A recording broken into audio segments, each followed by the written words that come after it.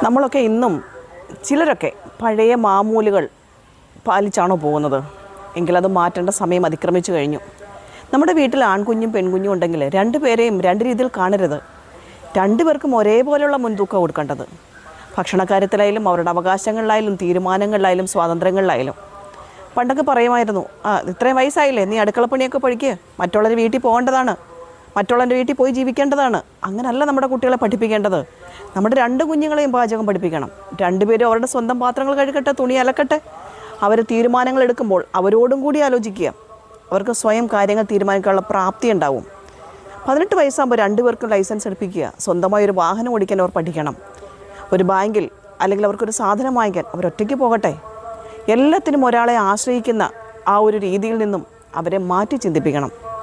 നമ്മുടെ കുട്ടികൾക്കുണ്ടാകുന്ന അല്ലെങ്കിൽ സ്ത്രീകൾക്കുണ്ടാകുന്ന മാസം തോറും ഉണ്ടാകുന്ന പ്രയാസങ്ങൾ ആൺകുട്ടികളെ ബോധ്യപ്പെടുത്തി കൊടുക്കണം.